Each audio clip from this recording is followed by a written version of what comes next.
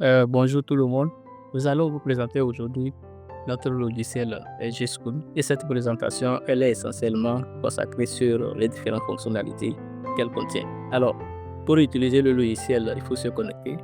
Et pour se connecter, il faut disposer d'un compte. Alors, pour avoir un compte, vous allez créer juste ce compte-là en cliquant sur le bouton créer un compte. Vous renseignez les informations et vous créez. Pour l'instant, moi j'ai déjà un compte, donc je vais retourner juste me connecter. Pour se connecter, vous allez vous rentrer votre login puis votre mot de passe et vous vous connectez.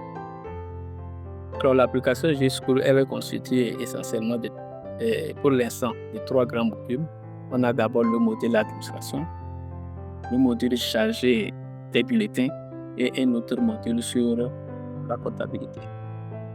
Alors au niveau du module d'administration, on a d'abord un menu année scolaire qui va vous permettre de manipuler les années scolaires, les données qui vont nous permettre de configurer notre établissement et le menu réglage qui va nous permettre de configurer l'établissement à chaque année.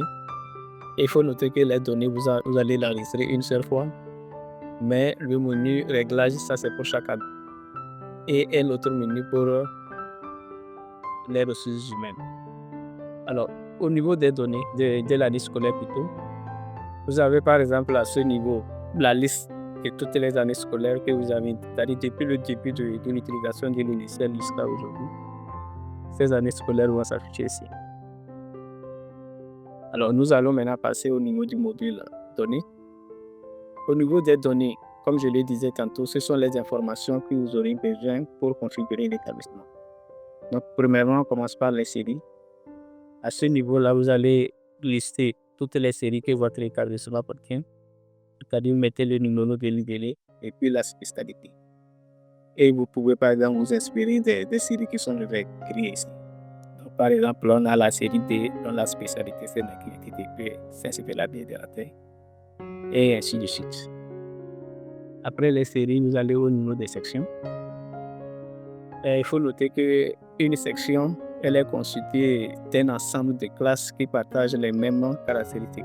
Par exemple, si je prends la section 4e, si par exemple dans votre établissement vous disposez d'un effectif conséquent, vous pouvez être amené à créer plusieurs classes de 4e, par exemple 4e A, 4e B. Alors on passe au niveau des matières. Au niveau des matières, vous avez par exemple ces deux tableaux. On a premièrement, pour la première fois, lorsque vous ouvrez l'application pour la première fois, vous allez voir par exemple dans ce premier tableau la liste des matières, et ici dans le second tableau la liste des matières que votre établissement enseigne cette année, c'est-à-dire l'année en cours. Et si vous avez besoin d'ajouter une nouvelle matière, vous cliquez tout simplement sur nouveau, vous renseignez.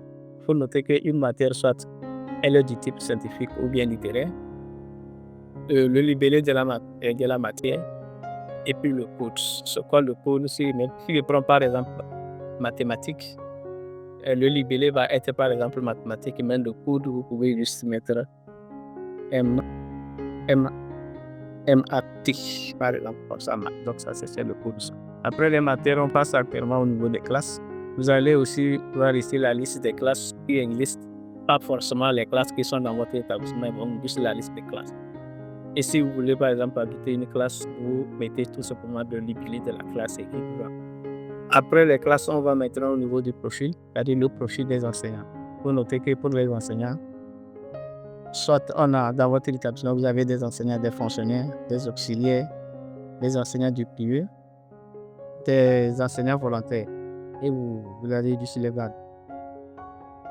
Après, maintenant, on va au niveau des niveaux scolaires. Le niveau scolaire, ça concerne votre établissement. Dans votre établissement, est-ce que c'est le primaire, le préscolaire, c'est le primaire, le secondaire 1 ou bien le secondaire 2? Donc, pour chaque niveau maintenant, c'est-à-dire chaque niveau qui se trouve dans votre établissement, vous la sélectionnez. Ici, par exemple, je vais sélectionner par défaut le secondaire 1. Si mon établissement possède le secondaire 2, je le copie tout simplement et j'ai ici les niveaux qui sont présents dans mon établissement. De la même manière, si j'ai cliqué par erreur un niveau scolaire, je double-clique tout simplement et puis ça revient. Il faut noter que pour chaque niveau scolaire, il faut en même temps préciser le volume horaire qu'un enseignant, c'est-à-dire le volume horaire du. Si je prends par exemple, ça c'est un exemple, hein, au niveau du secondaire 1, le volume horaire du c'est 22 heures. Et au niveau du préscolaire, ça c'est toujours un exemple, le volume horaire du c'est 35 heures. Alors, voici brièvement les différentes données que vous aurez besoin pour continuer votre établissement.